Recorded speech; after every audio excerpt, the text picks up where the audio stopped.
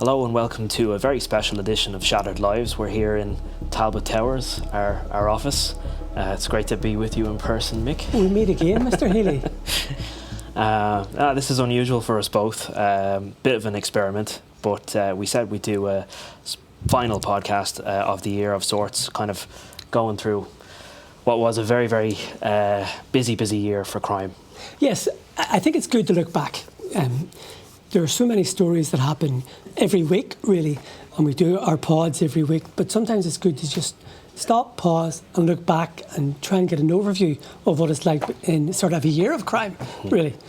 And it's been an extraordinary year. Just when we were collating the list of all of the horrific incidents that have happened and extraordinary incidents that have happened, it's been a weird year. There's been a lot of very, when we'll get to it, unusual stories, I suppose, that we've probably never covered the likes of before. But we wanted to start with homicides, and this is something that you kind of put a list together of every year. There's been 46 confirmed homicides this year, is that right? Yeah, so I look on a 32 county basis, and it's something I've been interested in for a couple of years. Every year in the Star and the Mirror, we do a murder review, and I just find it very interesting, all the stats. So up to, it's now the 9th of December. So far this year, there have been 46 confirmed homicides.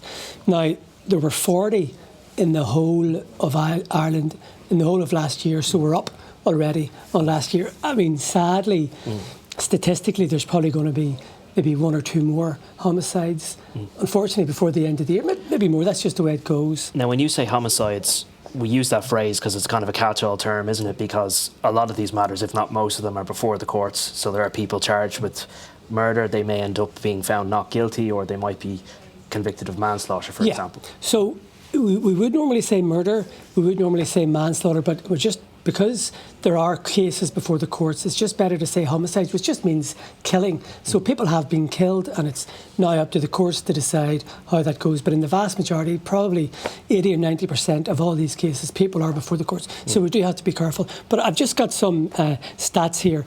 So of the 46, 31 happened in the Republic, 15 in the North. Now that's not a surprise. The Republic has there's 5 million people in the Republic, there's 1.5 million people in Northern Ireland. So there are always more people who are victims of homicide in the Republic than in the North. Breakdown of sex, 12 were female, 34 were male. Again, that's not a surprise. Every year, and I've been doing this review maybe for about 10 years, and every year there are always significantly more men and males who are victims of homicides than females. Now, last year, 3 people were shot dead.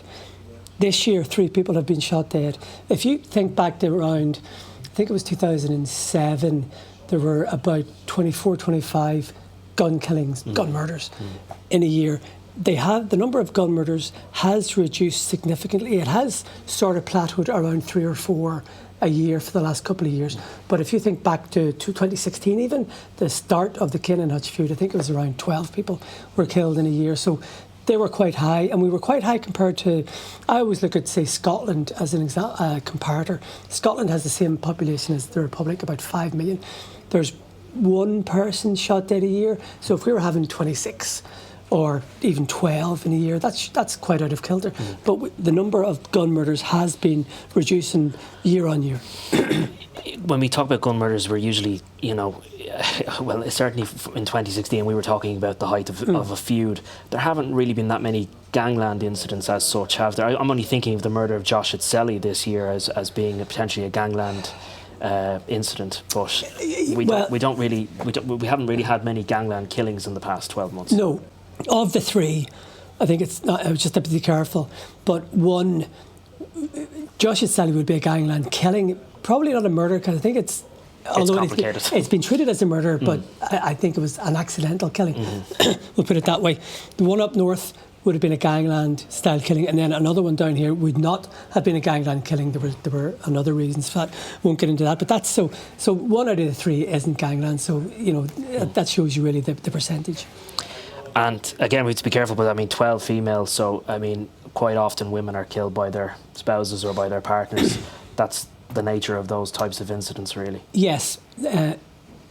Statistically, I think around 80% of women let's say women, not children. I know there have been some female children killed this year, but really statistically, I think it's about 80% of women are killed in their own home by people they knew, usually a current or former spouse. And I think this year's stats, when I do the full deep dive on them, will bear that out.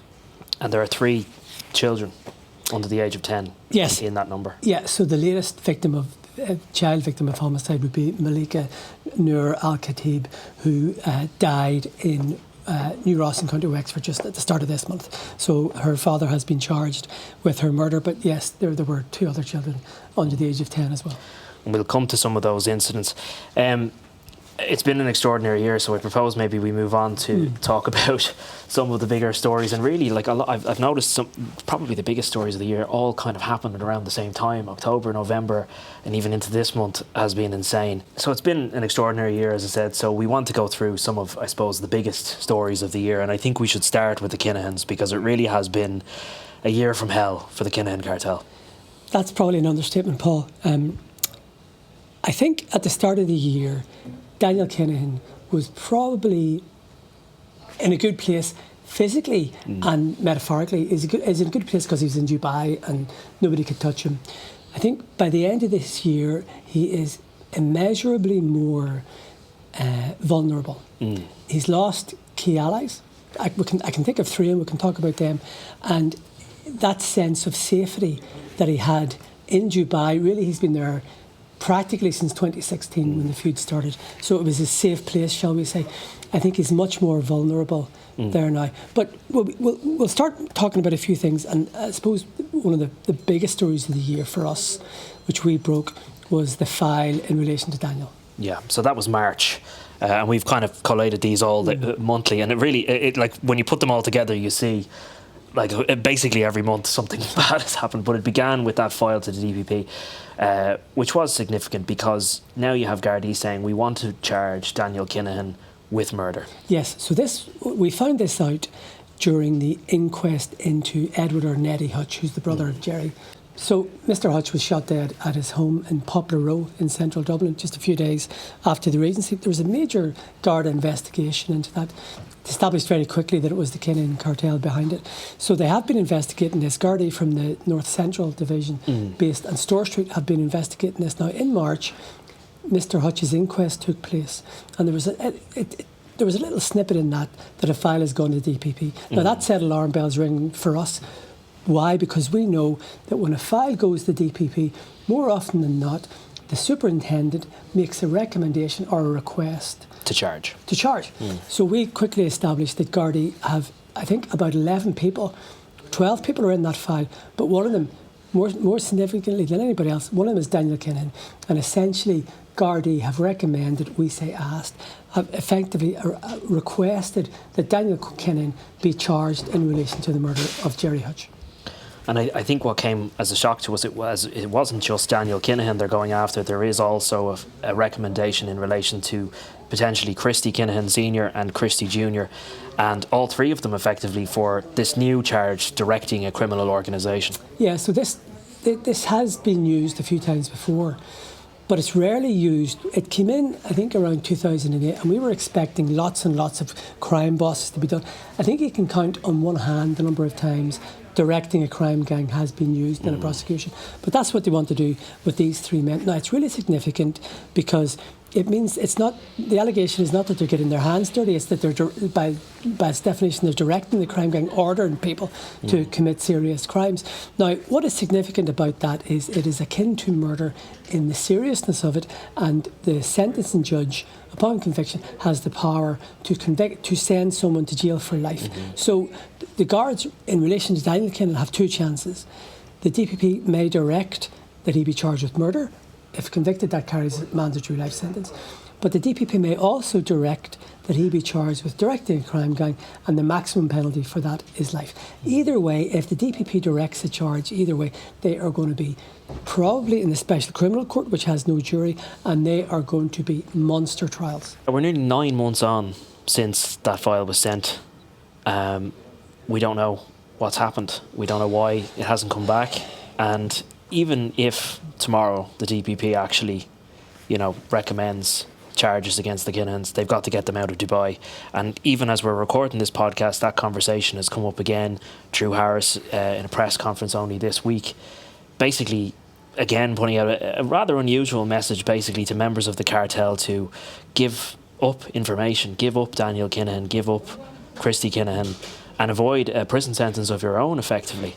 Now, that I thought was interesting. I don't know who that message is necessarily directed at. We'll talk about Sean McGovern in a minute. But we know in his case, they're still trying to get him home. So the next thing that has to happen is they have to get them out of Dubai. But you've got talk that they're already going to go to Russia or potentially anywhere in the Middle East they can go. The only thing that we do know at this point in time is they don't appear to have moved. Despite all of this, despite all this talk that they're going to be charged with murder, directing a crime gang, they obviously feel comfortable in Dubai. Yeah, just in relation to the file of DPP, it's no surprise. I think the file was probably sent maybe January of this year, so it's effectively a year. That's no surprise that it's taken this long. It's a massive file. I mean, people have told me it's not like a telephone book. They will tell it's multiples of a telephone. Yeah, up to the ceiling. So every page of that has to be examined by an expert in the DPP's office. So look, you would anticipate it'll be sometime in 2025, but it's such a movable feast, I suppose. Yes, what is significant for me is that the Kinahans are still in Dubai. Why do you think that is? Well, I think we've talked about this before on the podcast. I think that while we're here in Ireland and we're saying, oh, it's bad news for them, they're going to be charged with murder, whatever, they're living the high life over there. They've got numerous apartments, businesses associated with themselves. They're largely untouched. They're incredibly wealthy, and I think they probably have made connections there that they're probably kind of sort of hedging their bets at the minute, and they're saying, well, we've got it good here. I'm sure that Christy Kinahan has a plan to get out of there if he needs to, and they've got assets all over the world. But for the moment, I think they're just kind of riding it out. I think that they've got a comfortable existence there, a tax-free haven. And even though, I mean, it's, you know, I'm sceptical, even though you've got the authorities now working with our own authorities, they have enjoyed relative freedom there since 2016 at least. And in that time, if you're telling me they haven't made connections in high places, I don't know. I'd say they have. Yeah, that's a fair point. I just wonder, is it sort of like that film Heat, where they can go, right, we can get out of here in a moment's notice and we can just go. And, you know, I don't think they'll be travelling Ryanair. I think they have the capacity to get planes very quickly, and they've private jets. They can, you know, they have access. Clearly in the past we've seen Daniel Kinahan has used fake passports. So they certainly have attempted and used methods to get themselves in and out of different countries. So one of the significant aspects of this year, which we will touch on, is that Helen McEntee has now agreed an extradition treaty with Dubai. Now that the UAE. Now that was significant because up until October this year, there was no extradition treaty. And I mean, Miss McEntee said this. A lot of criminals have headed to Dubai because they feel safe there. Yeah. We now have an extradition treaty, so you know there are various hurdles that have to be gotten over, I suppose, but the main one is the DPP has to make the charge, okay? But once the DPP decides to charge, Gardaí can go get a European arrest warrant and then they can apply for extradition to Dubai with this. So that is significant. That has really made, in my opinion, that has made the Kinahans much more vulnerable there. I wouldn't be surprised if their attitude is, right, let's not trouble until trouble troubles us. And if they get a sniff... How many troubles was that? Well, that's true. And if they get a sniff that it's happening, they'll be gone. Yeah, I think so. I don't think they'll say they'll try and brazen it out and try and fight. I think they'll just go. The Russian connection was interesting, I suppose, now that we know that they're involved in some capacity with the Russians. I mean, you would wonder why they haven't already gone to Moscow, you know, if it's a safe haven for them. The only thing is, I think life is probably good in sunny Dubai, and I think why leave it? They probably have, you know, children in school there. They probably have made friends there. I'd say it's a comfortable existence for Daniel Kinahan in particular. Can we talk? There was a major issue for me this year was the arrest of Sean McGovern.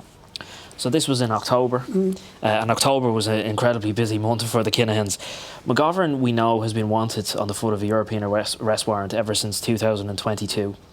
So that famous announcement, you remember you were banned from it, where John O'Driscoll, the late John O'Driscoll, who passed away this year, actually announced that Sean McGovern was wanted. Now that was even in and of itself unusual, that you had Gardaí actually announcing the name of someone that they wanted and putting his picture out there, the mugshot of Sean McGovern. We know that in the past McGovern was a very close associate of David and Liam Byrne, but obviously he's climbed the ranks in the cartel and he's become the number two. He's become Daniel Kinahan's right hand man. He's wanted for murder. So people might remember the murder of Noel Duckhead Kerwin, innocent father of three. He was shot dead in his car in the driveway of his home in 2016, and we think the only reason for that was because he was photographed, or because he was seen with Gerry the Monk Hutch at Eddie Hutch's funeral. So Sean McGovern is believed to have played a key role in that, directed that murder, and Gardaí want to charge him with that murder. But we've been talking about him for a long time, and finally in October they announced that he had been arrested. We know that it was an early morning raid, that he was lifted, and beyond that then we don't know what's happened. We're still here recording this podcast. He hasn't been brought home, but there's obviously an effort in Dubai for him. He's obviously not wanting to leave, and I'm sure he's challenging the extradition. I think I'd be pretty happy he's challenging it. Do we know that is he still in custody, or did he get bail? We don't even know that. Totally different system over there. Yeah, I mean, it's just a completely secretive society over there, and we don't get answers. We've long sought those answers, even though we've seen, the head of police over there, the top authorities meeting with our own authorities. They don't actually say anything. They've not mentioned the Kinahans. They've not told us what they're doing. We don't know whether Sean McGovern at this moment in time is sitting on a beach or whether he's in a prison cell, but we know that he's wanted, and we know that they want to charge him. And what's interesting is that he was arrested before the extradition treaty was signed, and this extradition treaty cannot be retrospective, so it can only be prospective. So it's only basically, essentially, if they get the Kinahans and other criminals, McGovern cannot be done into this, but there can be an intra-governmental agreement to send him home, and that's what has happened. Interpol were involved. You remember there was a red notice. So basically the government here has been speaking with the UAE government, and they've agreed to arrest him for extradition, but he's entitled to fight it. So who knows? I wonder how long that will be going on for. And it's not unprecedented for courts in Dubai to say no. Everybody thinks it's a done deal. Which could well have happened already, and we still wouldn't even know that. This is very much the test case. We were told that from our sources, and even Gardaí have now come out basically and said it, that this is the test case for future cases. Obviously the future cases being the Kinahans themselves. I still wonder whether the Americans might catch up with them first, and whether, I mean, you've got the DEA investigating the Kinahans. Are they really going to let that go? Would Gardaí prefer that maybe the Americans went in, swooped them? It'd be much easier to extradite them from the US than it would the UAE. But I mean, it's painful, this, isn't it? Because how many years are we talking about this? The only thing I'd say is, when you look at that list that we've compiled here, this is the first year that actual action has been taken, that we've actually started to see the fruits of very difficult labour for Gardaí, that they've been investigating this for many years. The extradition of Sean McGovern is the test case, but that file to the DPP, that's the next thing in relation to Kinahans. And just in relation to the Drew Harris's comments about basically calling on other members of their cartel to shop these three. You got to remember that there's $15 million reward for the three men, so $5 million each. So I mean, I was there when the Commissioner first said this. I think it was around May 2022. He basically said to the other cartel, shop them, get your money. And he said it a couple of times. So I think even what he said earlier this week, he basically echoed that. He said, save yourselves, dob in the Kinahan men. But just in relation to McGovern, I think you're right. He was very close to David and Liam Byrne.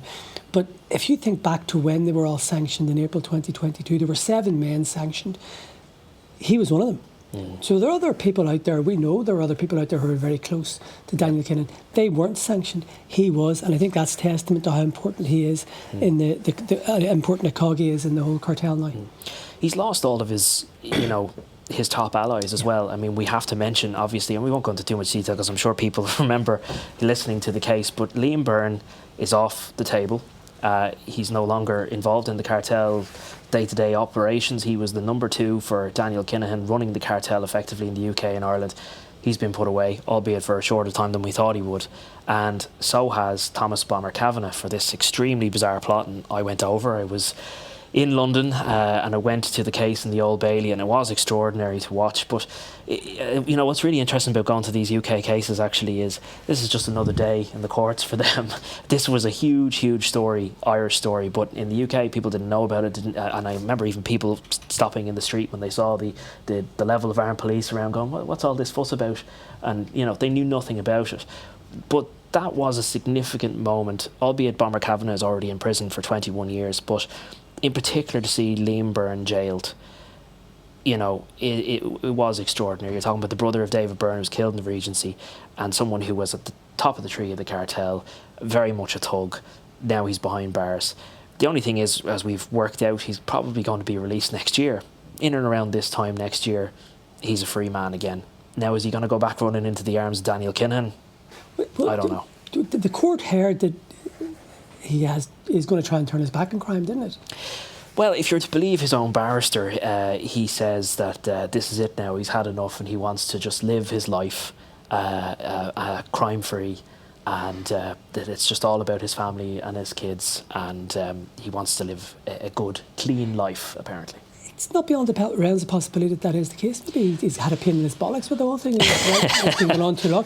Yeah. Let's think of another key man, Declan Brady, Yep. who's in cut, Mr. Who Nobody. has apparently turned his... He has turned his back on. So, you know, people can change. I wonder if the death of his father, you know, obviously it would have had an impact on him. I mean, we have to mention the death of James Jaws Byrne, who obviously died, you know, just a week before the guilty pleas in this case. And Liam wasn't able to attend his own father's funeral, and that was a hugely difficult thing, I'm sure, for him and in his life. And his father lived a life of crime as well, and maybe he's looking at that and saying, I don't want this anymore, I don't want this for my kids, you know. I hope he has, for the sake of, you know, the younger generation, turned his back on crime. But, he, you know, look, the Criminal Assets Bureau took €2 million worth of assets from here. He has nothing here to return to. So his life in the UK, he's friends with Stephen Gerrard, you know, he knows people, he has the potential to go on and have a legitimate car business, for example. And there was a report by the Garda Inspectorate earlier this year, which was really interesting. It sort of lumped the Kinahan and Hutch gangs together, and it said that Garda have hit them for €41 million in drugs and cash. But it also said 81 people have been jailed as part of the investigation into the feud. That's a huge number. A huge number. The vast majority of them are on the Kinahan side. So an awful lot of men have, a couple of women, but an awful lot of men have wasted their lives and are in prison and are wasting the best years of their lives as part of this. So maybe he does. Well, Kinahan is sunning himself in Dubai.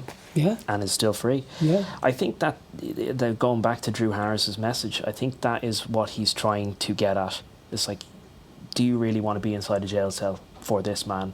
You have the opportunity now to come forward, get that $15 million reward for yourself. And also, I think protection is being offered. So they may get a new identity and a new life for themselves, and a buck ton of money as well if they give up Daniel Kinahan. So you have to wonder who's up there, who's left. You know, would Liam Byrne give over Daniel Kinahan? We don't know what's going on behind the scenes. Well, maybe somebody will. What do you think? I just like looking forward to, I wonder what it'll be like in December 2025, where we'll be at. Surely the DPP will have decided by then. So then it's not unlikely that they're back here in custody. And we're sitting in the Special Criminal Court for another extraordinary trial. Yes. Yeah. That could happen. Well, speaking of trials that could or couldn't happen, we should mention our story about the Regency and the fact that no one else is going to be charged in relation to the Regency shooting unless new evidence comes to light. But that came as a surprise to us, and it came from a podcast listener actually asking us about it, and we made inquiries and we found out that yes, no one else at this juncture is going to be charged in relation to the Regency. I found that extraordinary because, okay, right, the Monk trial, it was a disaster for the state. No two ways about it, a complete disaster. But the evidence that we heard, at least in relation to Patsy Hutch, showed that there is more than a belief. There is a heavy suspicion on him that he is the man who orchestrated that shooting. And yet, he's never going to be charged with it. And I mean, he had to be counting his lucky stars when he heard that news. We now know that Patsy and Gerry are friendly with each other and they've been seen with each other, and we'll get to the Monk. But What did you make of that? Like, because for me, I suppose, in one sense, I'm not surprised because the state don't want to embarrass themselves any further. But in another, it's sad, I suppose. Look, I mean, David Byrne was a criminal, but he deserves justice. And the only people that are now ever going to be convicted are Jonathan Dowdall, and he's potentially going to be freed next year. And then you've got the two lads who drove the cars, Jason Bonney and Paul Murphy, and that's it. And there was a hit team of 4 men there who are never going to be caught. Yeah, there were about a dozen people involved in it. Look, it was no surprise to me. The guards and therefore the state took an absolute kicking in that trial. You were there for it. Miss Justice Tara Burns demolished the case against Gerry Hutch. Yeah. So, they're more than 1-0 down at half-time, and it's almost impossible for them to come back for that. So when we heard that, it was wow, but it was when you step back and thought about it, right? Because when you also remember that the case against Patrick Hutch because of the death by suicide of Colin Fox collapsed. So there are 2 massive setbacks. So from the state perspective, people have to have confidence in the state, I suppose, and I think that's probably is behind that. It's important to note that if new evidence does come to light, Gardaí have to investigate it. They're obligated to do so, but at least in terms of the evidence that they had to date, they're not going to take it any further, is basically our information. And it's probably unlikely that we'll ever see anybody convicted over it unless something extraordinary happens. The other thing is just, I think, worth noting is that very significant announcement by senior Gardaí that the Kinahan cartel is actually no longer the biggest gang in Ireland. And that actually came out of a press conference where they were talking about significant seizures around the country and encrypted chat break that facilitated a massive operation against a gang that we call the Family, which is now Ireland's biggest crime gang. And it was only from being asked a question that Chief Superintendent Seamus Boland actually told us that the Kinahan cartel are no longer the biggest gang operating in Ireland. Now, they are a huge international cartel, but in terms of an Irish gang, they've obviously significantly been weighed down, and that's a major announcement, something that's hugely significant for Gardaí to say on the record. Yes, but even we've always known that the Kinahans they did control the Irish drug scene, but I think they have been significantly degraded since the feud. But if you think back, September 2023, the MV Matthew, €250 million, 700 million, depending on how you count it, right? There was an admission in recent weeks, or a confirmation in recent weeks, that the Kinahans were suspected of being involved in that on a funding level. And that's one of the things that the Kinahans do. It's not just getting down and dirty with the drugs. They organise shipments, they finance shipments. They're the suppliers. Money smuggling. Yeah. So they are on a world stage. But Ireland is a small place. And so now the Family are the most active drugs gang in Ireland. I did a story earlier, I think it was earlier this year, that they're sending out €8 million a year a month in cash to be laundered outside Ireland. Bloody hell. So you wonder how much they're probably making, 10 or 12 million euro a month. That's a huge amount of money. But they don't have the same profile as the Kinahans, probably because they're not involved in any feuding. Should we move on to Gerry Hutch? Because we could talk about the Kinahans for 3 years. Let's talk about Mr. Hutch. And we could talk about Hutch for a long time. I look, we're not going to go into this ad nauseum because, again, we've talked about it for weeks on end. But we couldn't talk about a year of crime without talking about Gerry Hutch and his extraordinary run for election. It all began on the 23rd of October this year when Gerry Hutch was arrested in Lanzarote. And we heard that he is allegedly under investigation for money laundering. The Spanish then put out a very bizarre statement where they suggested human trafficking and drug trafficking was actually the charges. They then clarified that this is a money laundering investigation. He was then released on a bond of €100,000, which is an extraordinary sum of money, but he paid it. He was released on bail. He came back here. He came into Dublin Airport and he confirmed that he was indeed running in the general election. And the whole thing about bail was so that he could stand in the election. Well, again, that was very strange because, I mean, in fairness to that spokesperson, he was great to speak to and I was using Google Translate to speak to this guy, the High Court in Lanzarote spokesperson, and he knew I was using Google Translate as well. I apologise for that, but we got on well enough as we could, and basically I was looking for answers and he was giving answers that normally you would love to get even off the record, but he was giving on the record answers. And he said that this person was only released because he had argued to prosecutors successfully that he was running in the election. And so they gave him his passport back and they let him come back here to run in the election, which is unheard of, really. You couldn't make it up, no matter how much we try. And I have to admit, and I don't know about you, and I think I even said it on the podcast, I didn't believe that he was actually going to run. I'm not discrediting, the reporting obviously was accurate and 100%, but I'm very much like I wouldn't believe it until I saw it. Well, I was told he was going to run by, what do we know about politics? What do we know about crime? But no. By political experts in that area. Said, oh yeah, he'll run, but he won't do anything because the Dublin Central area is far bigger than North Inner City. Just goes to show you, he very nearly got that seat. Well, he was only released from custody on the 4th of November, back on the 11th of November. And by the 1st of December, he was very nearly almost elected into the Dáil, which is extraordinary. I wonder, is it almost a relief for him that he wasn't? He would have had a difficult time, I think, in the Dáil, I think. And also, as an elected TD, you've got to, reveal all of your assets. Does Gerry Hutch really want to do that? I actually was going to ask you this, now, with the benefit of hindsight. What was his motive? What was the motive behind all of this? Oh, I think he thought he could represent the people. I'm not... Really? Sometimes the simplest answer is the real answer. I just thought he could make a difference. I think this was all a bit of an FU right. to the state, to the media to a certain extent, and mostly, I think, to the Kinahans. This was a little bit getting back at Daniel Kinahan, because you think about Kinahan and the way he paraded himself as this amazing champion of boxing, and a person to be hailed and to be praised by all of these significant figures in boxing, including Tyson Fury. I think this is the way of the monk, saying, well, now look at you and look at all the praise that I'm getting.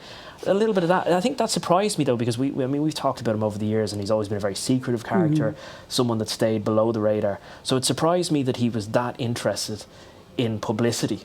But clearly he got a bit of a kick out of it. But did you not think the genie's out of the bottle now? So, he did have that air of mystique. You can't unsing the song, you can't unring the bell. Yeah. So his whole persona and his whole reputation, I think, has changed. I'll tell you who I think are very relieved that he didn't get in. Guards. That would have been an absolute security nightmare at the Dáil. Because, his life remains under threat. The Kinahans still want to kill him. Yeah. And if they know he's going to be at the Dáil on Tuesday morning at 9 o'clock, there's a regularity and it's like clockwork. So it would have been a complete security nightmare. And even we weren't at this count, but I noted other journalists remarked that there were not only detectives there, but members of the armed support unit at the RDS for the count. And I think that was because they were worried about the possible threat to Mr. Hutch. And there is really tight security at the Dáil, but even going to and from the Dáil, how many routes are there from Clontarf, from North Inner City Dublin over to the Dáil? He would have been at risk in every single one of them. He's very careful about his movements, and he was very selective. You could look at it one way or the other about who he was interviewed by and where he was, even during his brief campaign. He always went in and out on the bike. And if you watch any interview with him, he's always looking over his shoulder. He's always looking for the escape route. In fairness, assassins did try to kill him. Repeatedly. So but I don't know how he would have been able. That's why I wonder, did he really believe that he was going to be elected? Because if he was, that would have been a nightmare for him. Forget about Gardaí. Well, I'll tell you this: on Saturday evening, politicians in the area were convinced he was going to win that seat.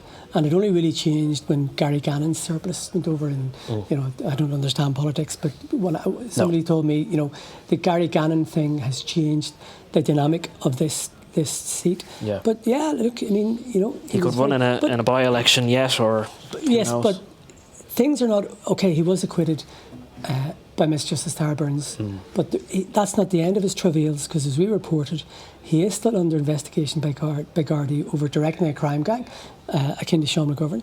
We know that he was arrested while he was in custody in 2022, I think, 2023, before the trial started. He was released without charge. That's in relation to the corrupt ex-Garda John Murphy. But we know that a file has now gone to the DPP, and as we said, every file contains a recommendation. So Gardaí are hoping that Mr. Hutch will be charged with that. So 2025 could be a big year for him and Daniel Kinahan. Well, also the Spanish investigation continues. You know, I mean, they're alleging he's involved in money laundering. Clearly, Gerry Hutch has a lot of money. He was able to pay €100,000 in bail. He says he's a consultant. That's his occupation. He lives in a very plush home in Clontarf. He clearly has access to money. He settled a bill with the Criminal Assets Bureau all those years ago. Look, he's a criminal figure. And I know, I see that the Taoiseach has actually gone a step further and called him a felon, actually. You know, so, I mean, there's a lot of criticism for him. There's a lot of questions he has not answered. You know, we saw Paul Reynolds trying to ask him about the finding of the Special Criminal Court that he was in charge of those guns at a key point. Those the 7th of March, a month after the reason. Those guns were used in a brutal gangland murder, and Gerry Hutch has not answered that question. He was asked it, but he hasn't answered that question. We don't know where he was on the day of the Regency. There's lots and lots of different questions that he still has to answer. And people can say, oh, you know, he's a great person and, you know, he's probably good crack to have a pint with. I'm sure he is. But he still has a lot of very serious questions to answer, and I don't think he ever will. No, and I think even, you know, I was thinking, right, if he gets the Dáil, he'll have Dáil privilege, he can say what he wants in the Dáil, but other TDs can say what they want about him as well in the Dáil, so maybe it's... Did he really want that? It's probably for the best. But he didn't get it. We should finish this with Conor McGregor, and we probably wouldn't need to talk about this much, but we'll talk about where we are, I suppose. Obviously, that was probably the biggest story of the year, I think. Conor McGregor was found liable for rape on the 23rd of November this year. The rape happened allegedly in the Beacon Hotel in Sandyford on the 9th of December 2018, and I don't propose to rehearse all the facts, but yes, Kinahan brought this civil case because the DPP ultimately decided not to bring any charges against McGregor, and she took the civil case all the way. Where we are now, today, I suppose, he deleted a tweet directed at me, but he very much is of the view that what happened... You're not smelly. No, but I was going to ask you, do I smell?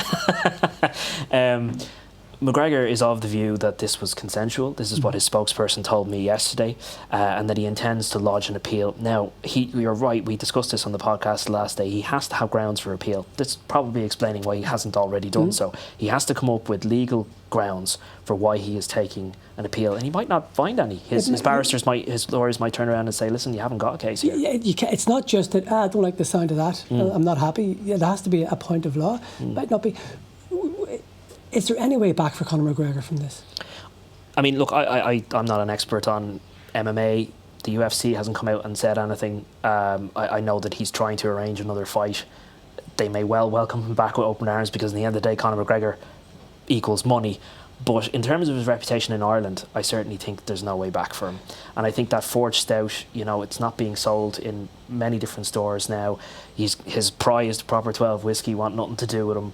I think all of that is hugely damaging, and I don't see a way back unless he managed to win an appeal, potentially then. But as I said before, and I'll say it again, he's not been found criminally liable. He hasn't got any conviction for rape, but nonetheless, he will forever be branded by many people as a rapist because of this. And I don't know how you ever shake that. Do you think he may have to leave Ireland? I've seen it reported that he wants to leave Ireland. I think he's quite stubborn. I think he won't. I think he loves it here. He's got a nice home, which I believe he's trying to renovate at the moment. I think he'll spend a lot more time abroad. He often does. But I think he will stay. He'll try to stay anyway and rebuild whatever reputation I think he thinks he has left. I think he might leave. I think his reputation has been hugely damaged, and it wouldn't surprise me. Now, look, maybe he might come home a couple of months, but I think he might gravitate abroad. Always go back to what Remy Farrell said in the closing speeches. If this goes against Mr. McGregor, it's devastating for him, and he's a very smart senior counsel, and I think he's been proven right. The next thing he has to do, I mean, if he doesn't get this appeal, he has to pay that €248,000 to Kinahan, and he has to pay over 1.5 million in damages as well, or sorry, in costs. So I mean, that's all a bit of a blow for him, but maybe it's only pocket change for him. Really, he's worth 100 plus. You know, I think the real damage is the reputational. Yeah. Okay, it's a real kicking. That amount of money, £2 million almost, but he can take it. But can he take the reputational damage? Yeah. And look, he's always going to have his fans. There's always going to be people who don't believe what happened, and that's their right. You know, but look, I don't think you can dismiss the jury either. A jury sat there for over 2 weeks. They listened to all of the facts, and they found him liable. And you have to remember the bruising, all of the evidence, the medical evidence in particular. I don't know. I just think it speaks for itself in that regard. Something horrific happened to her. Did you ever have any doubts that he would be found liable? Yeah, I did. I thought in particular when we got to the closing speech of his own, an excellent barrister, Remy Farrell, I thought he had a fantastic closing argument. And, in particular, the CCTV was the big thing. McGregor thought the CCTV would clear him because Kinahan, she appears to be quite drunk in it. She appears to be hugging, kissing, as they put it, flirting with both James Lawrence and Conor McGregor. And they were basically trying to say that doesn't add up with what she had said. But I think that they couldn't get past, the jury could not get past the bruising and the medical evidence of Dr. Daniel Kane and the psychiatrist, Dr. Ann Leader, spoke about PTSD. All of that, I think, superseded this footage. I think he relied upon the footage too much and he thought that would clear him. But I think her own testimony was very powerful, and I think a lot of the other testimony, proved her story, that she was consistent from the beginning, albeit there were little bits here and there that were hazy, but the main thrust of the attack that she says she suffered, the choking, all of that, she was talking about in the first 24 hours. And I think all that stood to her, and I think it's going to be a very difficult appeal for him. But who knows what could happen? We'll see what happens. It was... now I understand more than ever why most cases are settled before they go to trial, because trials are horrendous and you lose control of them. And there were lots of rumours in this case that there was attempts to settle it. There's been no proof of that, and I don't believe there was. And I think Kinahan wanted to take this all the way, and she did. And you got to think about the scrutiny that she suffered because of that. Her own barrister said that. I keep thinking of that line that he said, that she will forever be a marked woman. This isn't easy for her. This wasn't just, people call it a cash grab. She has to spend the rest of her life looking over her shoulder. Her partner was attacked earlier this year. Her home was, now Conor McGregor has not been found to have anything to do with this, and it's been stated that he hasn't, but his supporters, people that support Conor McGregor, broke into her home, smashed up windows. Her partner was stabbed. So, she lives a life in fear. And even if you look online, and I know online's not a real barometer, but some of the comments about Ms. Hand really are horrific. And why would you put yourself up for that? You know what I mean? It's just... I don't know why anybody would put themselves up for that. And I think about how emotional and upset she was throughout. It was a very difficult experience for her. So I think she was incredibly brave to take it as far as she did and to come out and to speak afterwards. And, it cannot be easy. It cannot be easy for her, but I'm sure she's inspired many other women, many other victims of abuse to come forward. Okay, well, we leave part one there. I think we'll leave part one there, yeah. And depending on how this does, we might not ever do this again. Do you like this? I quite like this format. It's been good. It's been good. Good crack. Thank you.